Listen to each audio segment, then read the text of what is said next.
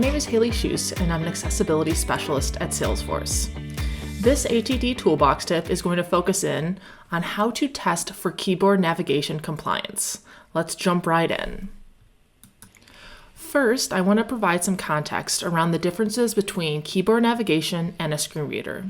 While both rely on a keyboard to navigate a digital experience, there are clear differences between each one, namely in the audience and the user experience.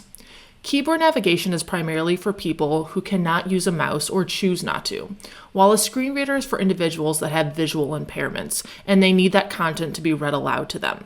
Keyboard navigation does not result in any announcement of content on the screen.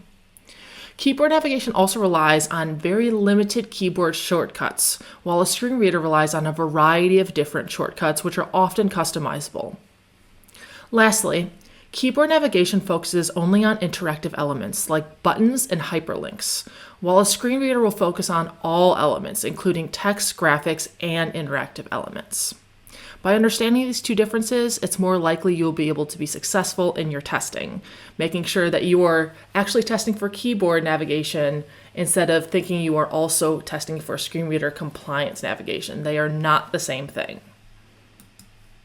Testing with keyboard navigation is vital to ensure that your content is accessible, and mainly because it's a requirement of the Web Content Accessibility Guidelines, specifically Success Criterion 2.1.1 Keyboard.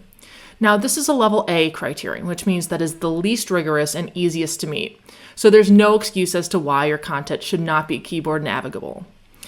Without reading through the entire success criterion, the gist of it states that your web experience should be accessible via keyboard, meaning that each time you select a certain key, it should navigate in a behaved manner. And we'll go through plenty of examples so you know exactly what I'm talking about. The good news is that you'll only need to remember 6 types of keys in order to conduct keyboard navigation testing.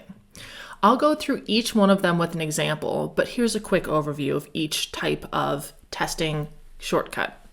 First is Tab. That will allow you to move to the next interactive element. Tab plus Shift means that you'll move to the prior interactive element. Really important if you have a long list of resources, all provided as links, so that learners can jump between them and go back as needed. You'll need the arrow keys to scroll or navigate between different options. You'll require the Enter key to activate a button or link, as well as the spacebar to select a button or an option. For example, in a multiple choice question, one of the buttons or radio buttons will be selected using space. And lastly, the Escape key to close a modal window. Now let's start by looking at the Tab functionality. Let's use this ATD article as an example. When I first select Tab, Enterprise Solutions is the first element that is selected. When I select Tab again, it moves on to Chapters.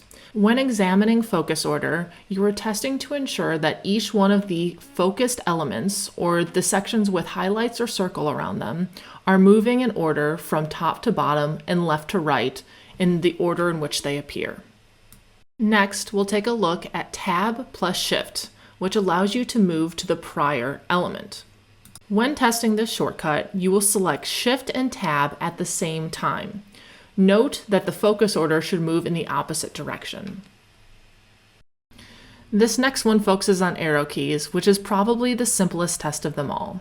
Arrow keys are simply used to scroll or navigate between options. When you open any web page rather than using a mouse, you can always use your arrow keys to navigate up and down the page. And here's something fun to try. You can also use the spacebar to jump down the page. Note, this only moves down the page. It does not return back up. Selecting Enter will activate a button or a link, or send you to its destination. Let's test this here, and we'll select this link. By selecting Enter, it opens to the new page. Aside from jumping down the page, the spacebar will also allow a user to select a button or an option. We'll use the spacebar to move about the different menu options at the top of this screen. I'll select Space on the Explore tab. The dropdown will appear, and then I'll use the Tab key to navigate between the options, or Tab Shift to return back to the top. I'll press Space again to close that tab. Lastly, the escape key is used to close a modal window. Let's take the support functionality in this screen. I'll press return to open it and then escape to close it. Now that you've gotten a look at all the keyboard shortcuts used in keyboard navigation testing, let's take a look at a more complex example. Pause this video and examine this Google form. What keystrokes do you think you'd require in order to navigate this experience?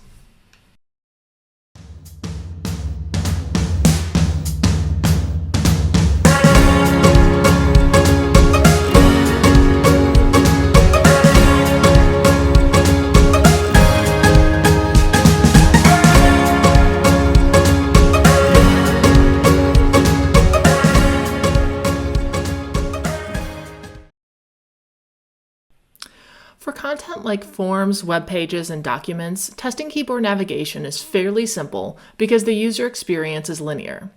E-learning content, on the other hand, is often more complex due to interactivity.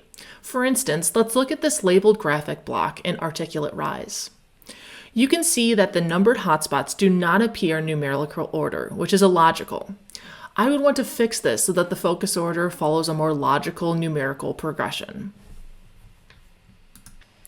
So as I close out, I want to emphasize the requirements for compliant keyboard navigation. First, you want to check that the interactive elements are organized in a logical way. For example, numbered buttons should receive focus in numerical order. The keyboard navigation should also be intuitive.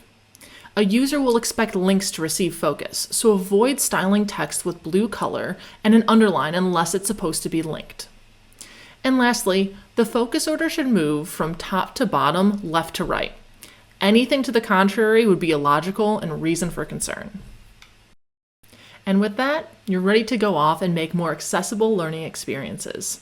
Thanks for joining me in this ATD Toolbox tip. I hope to catch you in the next one. Bye.